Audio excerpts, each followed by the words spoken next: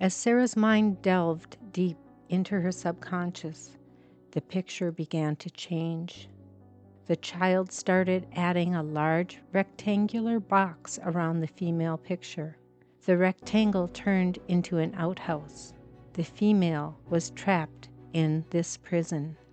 Hello, you are listening to In My Words. The book I am reading from is titled The Monster We Call Dad by D.A. Riles. This book is not intended for young readers. After each reading session, I will show or discuss a various topic of interest. Leaving a comment will help my videos get noticed more and allow other people to view them. Also, purchasing one or all three of my books will be very helpful. My newest book is out, titled The Sensitives. You can find it at Amazon.com under The Sensitives by D.A. Riles. Thank you for your time and consideration. Chapter 42, Chalkboard. Staring at the broken black slate chalkboard, which was propped up against the wall in the basement, Sarah tried not to remember how it became that way.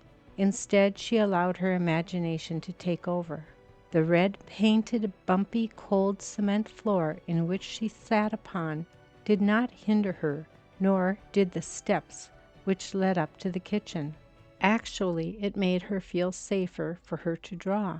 For then, if someone would walk down the unwalled staircase, she could quickly wipe away the image with a swift swipe of her arm or hand. Sarah began to think of how she wanted to be anyone else but herself as she started to think of something to draw.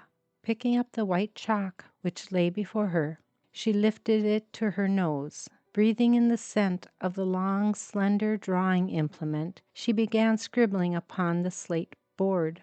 Particles of dust floating into the air. Sarah thought it looked almost magical. Again she breathed in the scent.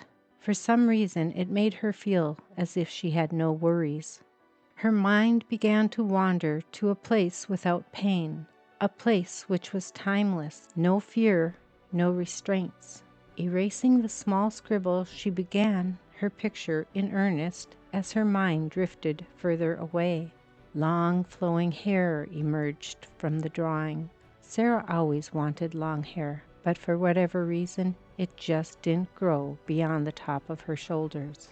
Her drawing continued next to an oval face, and then the outline of a curvy body, a woman's body. Sarah imagined herself being a grown-up. She wanted to have her own life. She wanted happiness and love.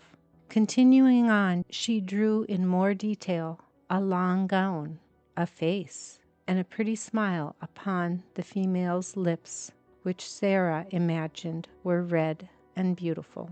Next, she drew shoes with heels to match the dress. She imagined the dress was green, and the shoes were green. As Sarah's mind delved deep into her subconscious, the picture began to change.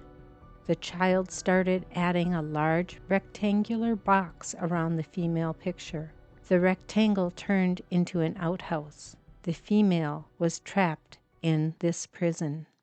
Unknowingly, the young girl took the palm of her hand and erased the smiling face. The lips on the chalkboard seemed to be quivering as its eyes looked upwards. One teardrop precariously perched beneath the eyelid, another tear falling near its cheek, a third landing on the shoulder. A dark shadow loomed over the hole that was above the princess's head. Well, Sarah thought of her as a princess. The drawing took on a murkiness. Turning the chalk sideways, Sarah made the ground look littered with foul-smelling debris and feces. The dark shadow had something falling from it. It landed in the middle of the princess's face. Sarah smeared the face to further distort the picture.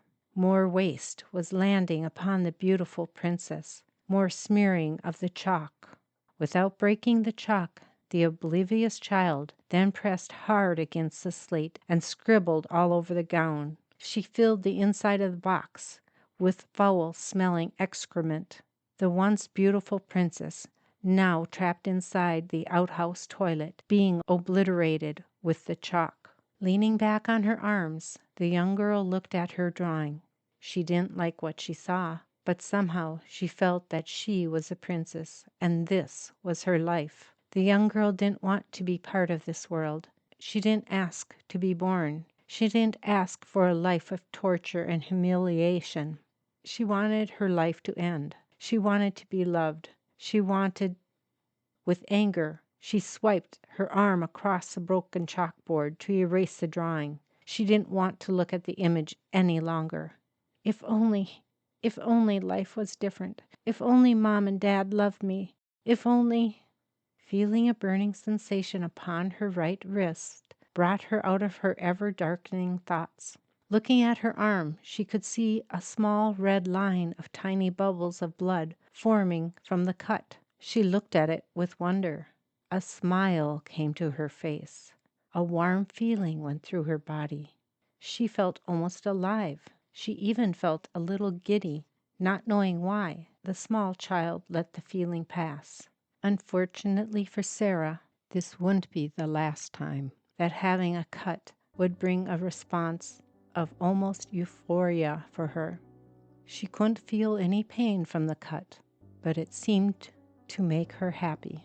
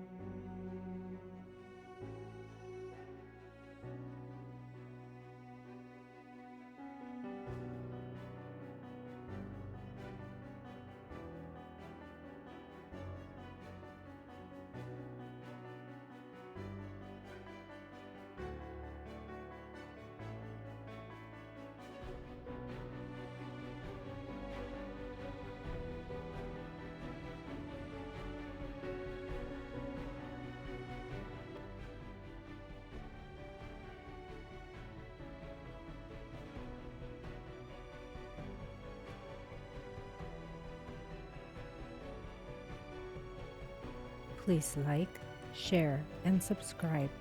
I look forward to having you join me again next time, where I will show another topic, and I will continue to read from the book titled The Monster We Call Dad by D.A. Riles, which you can purchase from Amazon.com. My newest book is out, titled The Sensitives. You can find it at Amazon.com under The Sensitives by D.A. Riles. Thank you for having joined me.